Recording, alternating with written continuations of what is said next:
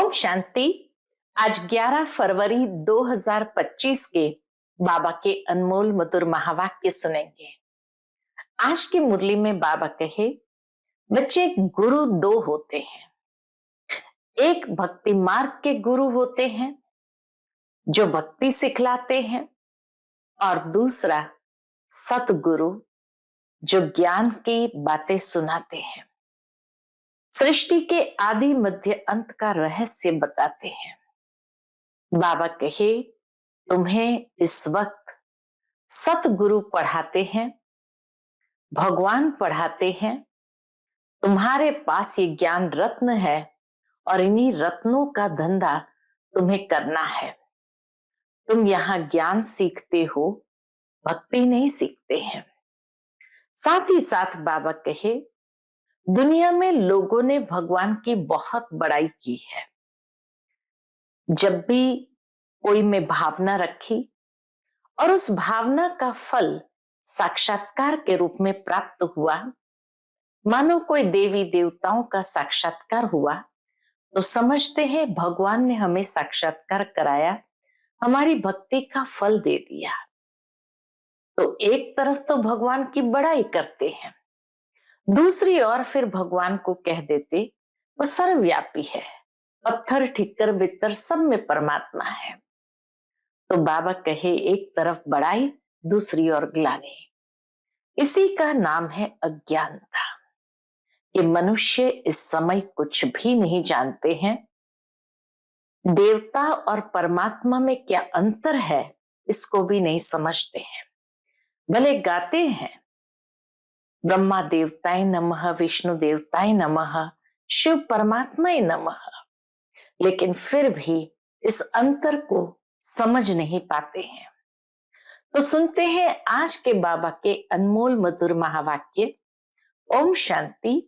मीठे बच्चे, तुम्हें भगवान पढ़ाते हैं, तुम्हारे पास है ज्ञान रत्न, इन्हीं रत्नों का धंधा तुम्हें करना है। तुम यहाँ ज्ञान सीखते हो, भक्ति नहीं।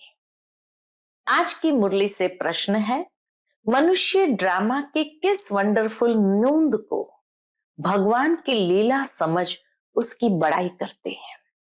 उत्तर, जो जिसमें भावना रखते उन्हें उसका साक्षात्कार हो जाता है। तो समझते हैं ये भगवान ने साक्षात्कार कराया, लेकिन होता तो सब ड्रामा अनुसार है। एक और भगवान की बड़ाई करते, दूसरी ओर सर्वव्यापी कह ग्लानि कर देते हैं। ओम शांति। भगवान उवाच, बच्चों को यह तो समझाया हुआ है कि मनुष्य को व देवताओं को भगवान नहीं कहा जाता। गाते भी है, ब्रह्मा देवताय नमः, विष्णु देवताय नमः, शंकर देवताय नमः। फिर कहा जाता है शिव परमात्माय नमः। यह भी तुम जानते हो, शिव को अपना शरीर नहीं है। मूल वतन में शिव बाबा और शालीग्राम रहते हैं।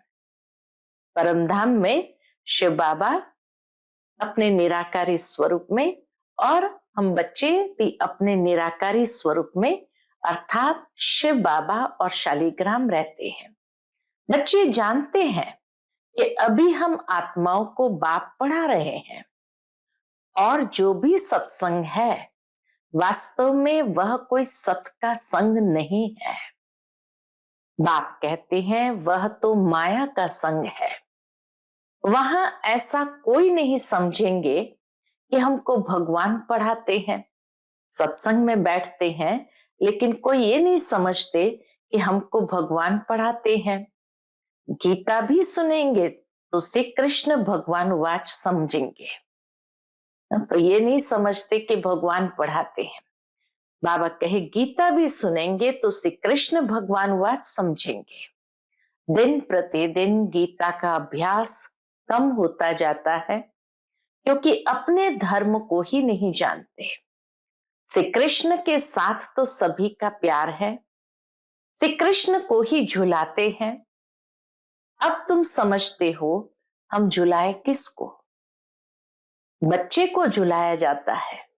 बहुत सुंदर बात यहाँ बाबा ने कही कि हमेशा झूला बच्चे को झुलाया जाता है, बाप को तो झुला ना सके, तुम शिव बाबा को झुलाएंगे?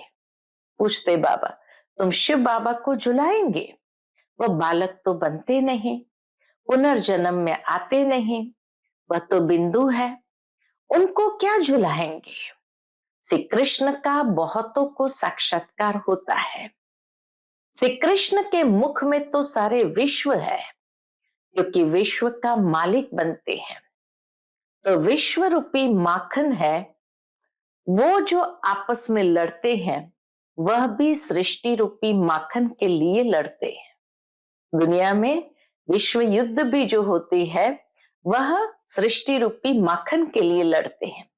समझते हैं हम जीत पा ले, श्री कृष्ण के मुख में माखन का गोला दिखाते हैं।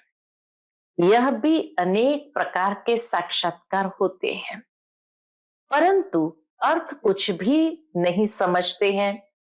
यहां तुमको साक्षात्कार का अर्थ समझाया जाता है। मनुष्य समझते हैं हमको भगवान साक्षात्कार कराते हैं। यह भी बाप समझाते हैं, जिसको याद करते हैं, समझो, उदाहरण के लिए बाबा कहे, समझो कोई श्री कृष्ण की नौधा भक्ति करते हैं तो अल्पकाल के लिए उनकी मनोकामना पूरी होती है। अब पूरी कौन करता है? श्री कृष्ण तो नहीं कर सकता है, क्योंकि वो तो पुनर्जन्म के चक्र में है। तो मनोकामना पूरी करते हैं शिव बाबा। यह भी ड्रामा में नूंद है।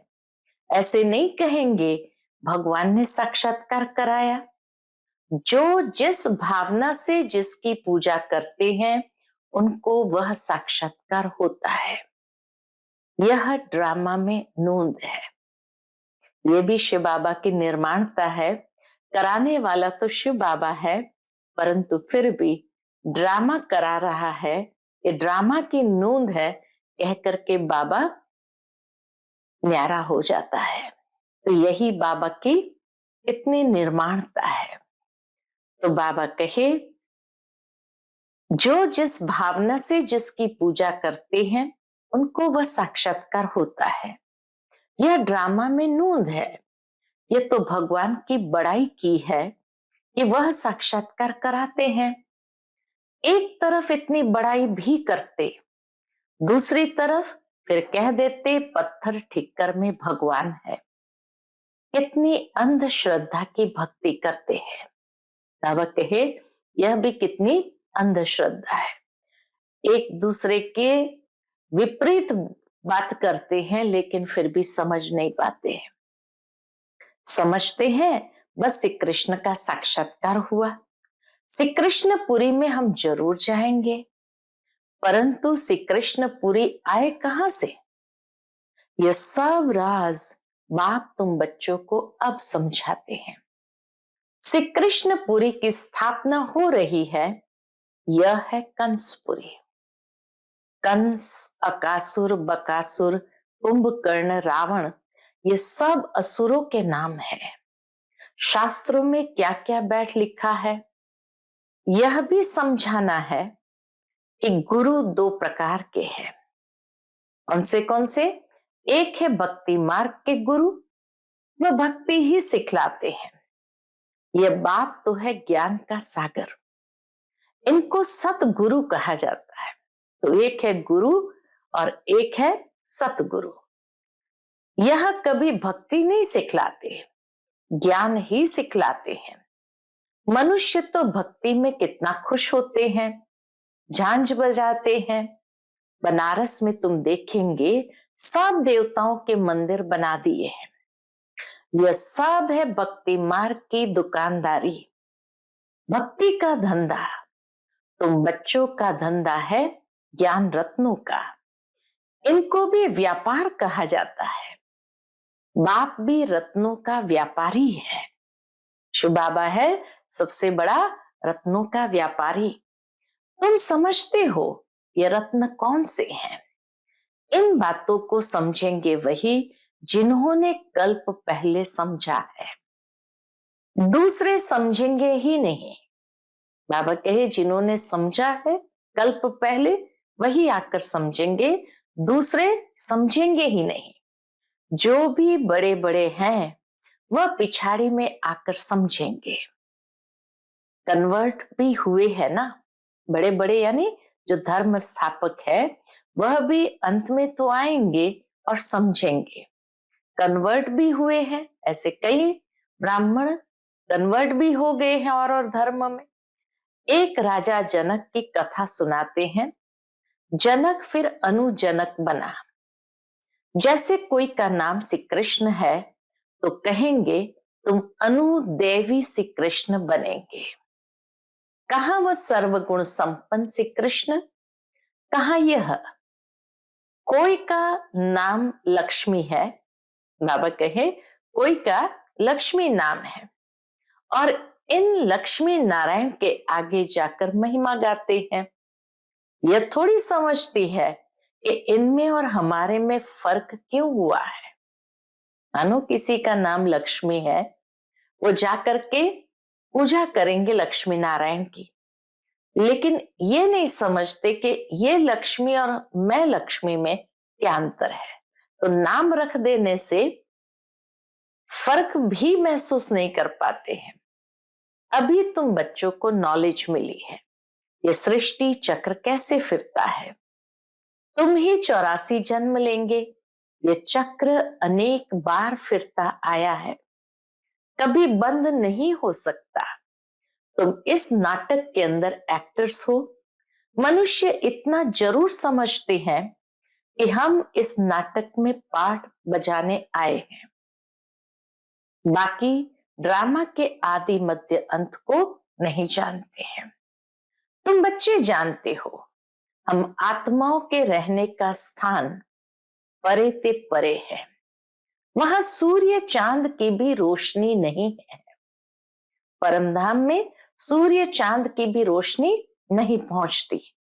यह सब समझने वाले बच्चे भी अक्सर करके साधारण गरीब ही बनते हैं, क्योंकि भारत ही सबसे शाहूकार था, अब भारत ही सबसे गरीब बना है।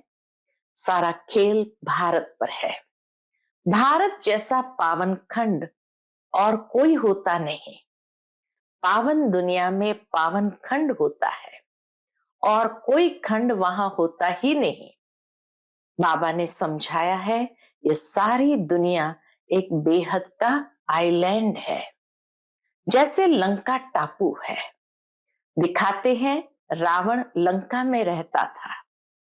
अभी तुम समझते हो रावण का राज्य तो सारी बेहद की लंका पर है। ये सारी दुनिया ही एक टापू है, क्योंकि 3 हिस्सा पानी, 1 हिस्सा जमीन, तो सारी दुनिया ही बेहद की लंका है। ये सारी सृष्टि समुद्र पर खड़ी है, ये टापू है, इस पर रावण का राज्य है। यह सब सीताएं रावण की जेल में है। उन्होंने तो हद की कथाएं बना दी है यह सारी बेहद की बात। बेहद का नाटक है, उसमें ही फिर छोटे छोटे नाटक बैठ बनाए हैं। ये बाइस्कोप आदि भी अभी बने हैं, तो बाप को भी समझाने में सहज होता है। बेहद का सारा ड्रामा तो बच्चों की बुद्धि में है। मूल वतन, सूक्ष्म वतन और किसकी बुद्धि में हो न सके। तुम जानते हो हम आत्माएं मूल वतन की रहवासी है। देवताएं हैं सूक्ष्म वतनवासी, उनको फरिश्ता भी कहते हैं। वहां हड्डी मांस का पिंजड़ा होता नहीं। यह सूक्ष्म वतन का पाठ भी थोड़े समय के लिए है। अभी तुम आते जाते हो, फिर कभी नहीं जाएंगे। अभी तो आते जाते रहते हैं, फिर बाबा कहे कभी नहीं जाएंगे। तुम आत्माएं जब मूल वतन से आती हो तो वाया सूक्ष्म वतन नहीं आती हो, सीधी आती हो। इतना स्पष्ट बाबा बताते, जब आते हैं परमधाम से तो सीधा आते हैं, उस समय वाया सूक्ष्म वतन नहीं जाते। अभी जब जाना है तो वाया सूक्ष्म वतन जाती हो। अभी सूक्ष्म वतन का पार्ट है। ये सब राज बच्चों को समझाते हैं। बाप जानते हैं कि हम आत्माओं को समझा रहे हैं।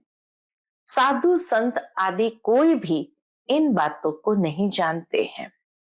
वह कभी ऐसी बातें कर न सके। बाप ही बच्चों से बात करते हैं।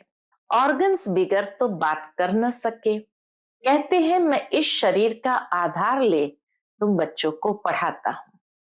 तुम आत्माओं की दृष्टि भी बाप तरफ चली जाती है। यह है सब नई बातें। निराकार बाप, उनका नाम है शिव बाबा। तुम आत्माओं का नाम तो आत्मा ही है। तुम्हारे शरीर के नाम बदलते हैं।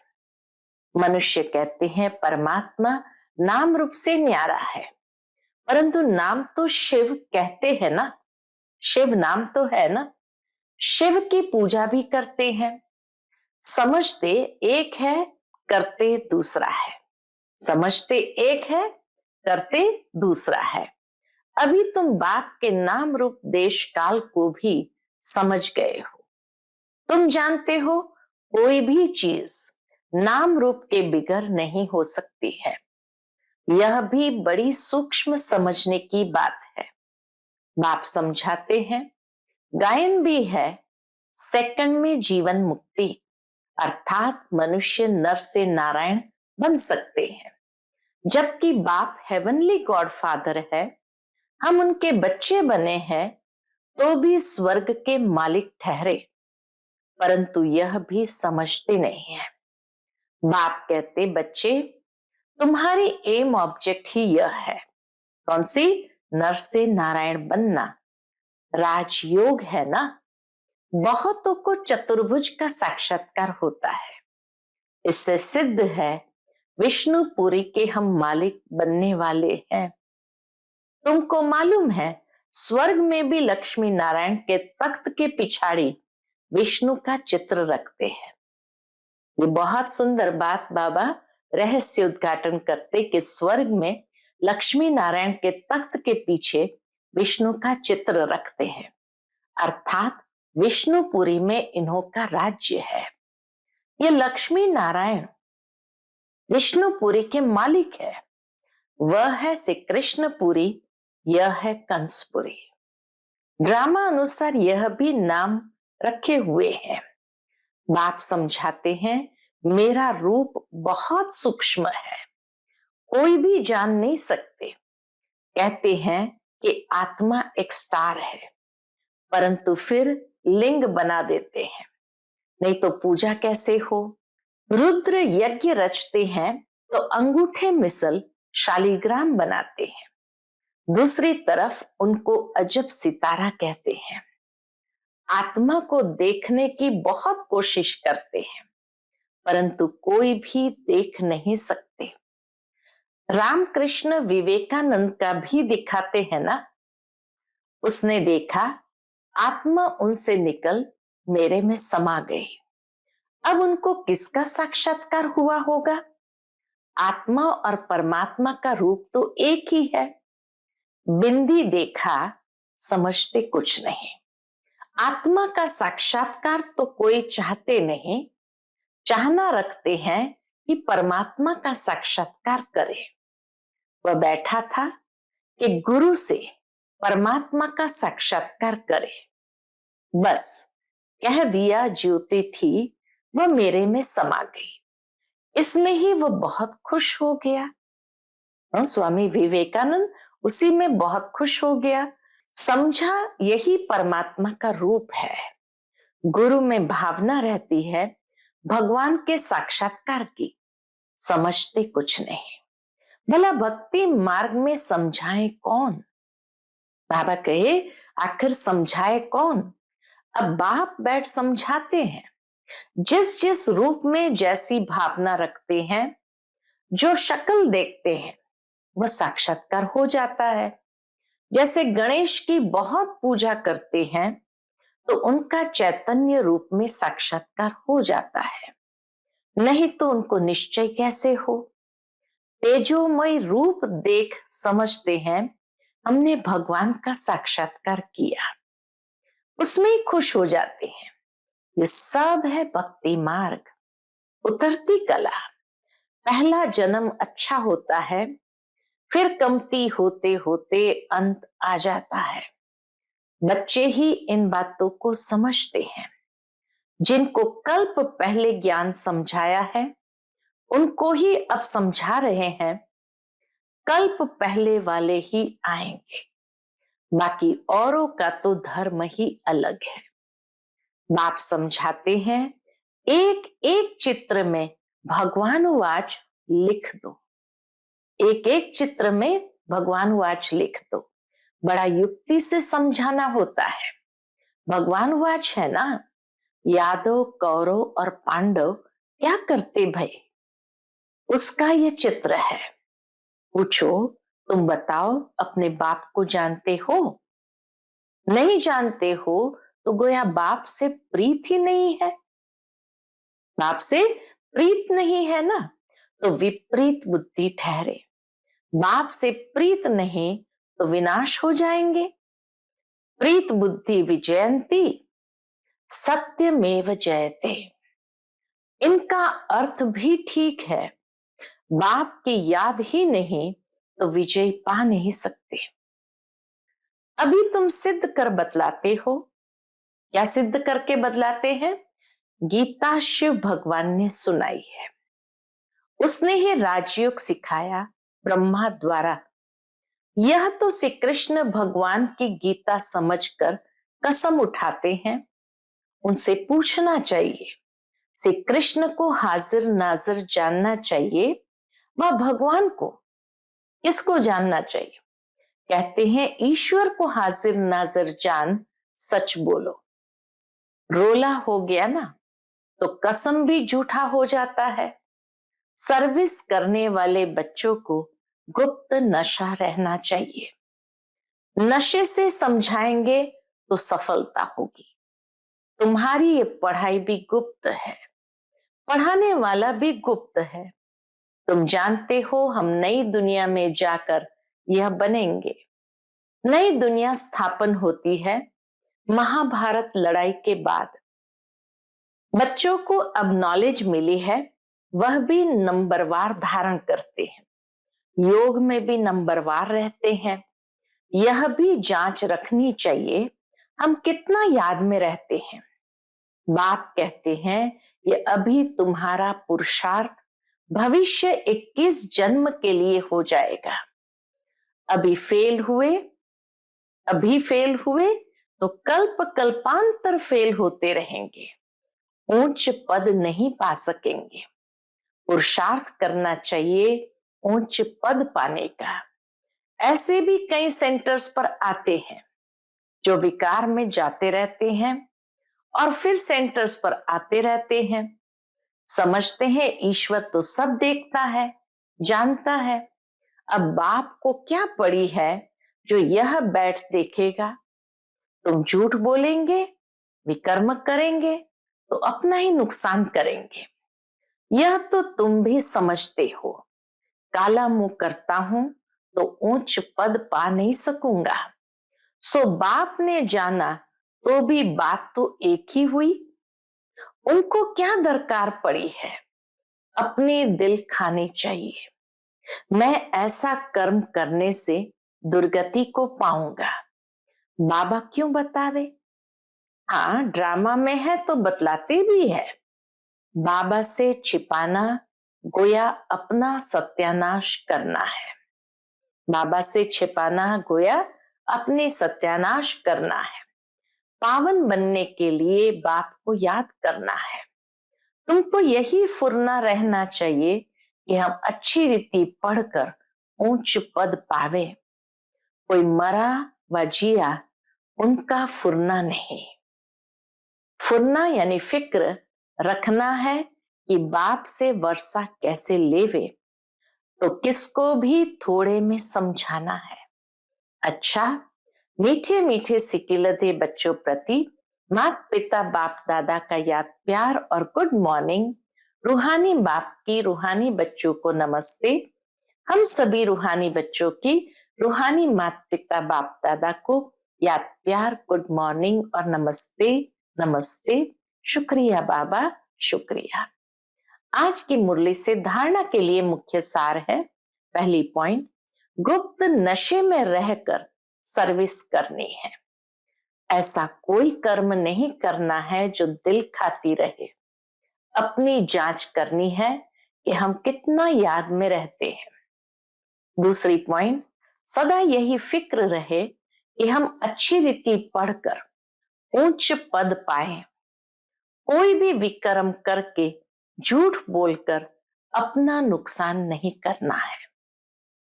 आज का बाप दादा का मधुर वरदान हम बच्चों के प्रति है, मन मना भव के महामंत्र द्वारा सर्व दुखों से पार रहने वाले सदा सुख स्वरूप भव। मन मना भव के महामंत्र द्वारा सर्व दुखों से पार रहने वाले सदा सुख स्वरूप भव। जब किसी भी प्रकार का दुख आए तो मंत्र ले लो जिसमें दुख भाग जाएगा। स्वप्न में भी जरा भी दुख का अनुभव न हो। तन बीमार हो जाए, धन नीचे ऊपर हो जाए, कुछ भी हो, लेकिन दुख की लहर अंदर नहीं आनी चाहिए। जैसे सागर में लहरें आती है और चली जाती है, लेकिन जिन्हें उन लहरों में लहराना आता है, जिन्हें उन लहरों में लहराना आता है, वह उसमें सुख का अनुभव करते हैं। लहर को जंप देकर ऐसे क्रॉस करते जैसे खेल कर रहे हैं। तो सागर के बच्चे सुख स्वरूप हो, दुख की लहर भी न आए। आज का स्लोगन है, हर संकल्प में दृढ़ता की विशेषता को प्रैक्टिकल में लाओ तो प्रत्यक्षता हो जाएगी। हर संकल्प में दृढ़ता की विशेषता को प्रैक्टिकल में लाओ तो प्रत्यक्षता हो जाएगी। आज का अव्यक्त इशारा है, एकांत प्रिय बनो, एकता और एकाग्रता को अपनाओ। स्व उन्नति में, सेवा की उन्नति में एक ने कहा, दूसरे ने हाँ जी किया, ऐसे सदा एकता और दृढ़ता से बढ़ते चलो। जैसे दादियों की एकता और दृढ़ता का संगठन पक्का है, ऐसे आदि सेवा के रत्नों का संगठन पक्का हो। इसकी बहुत बहुत आवश्यकता है। अच्छा, ओम शांति।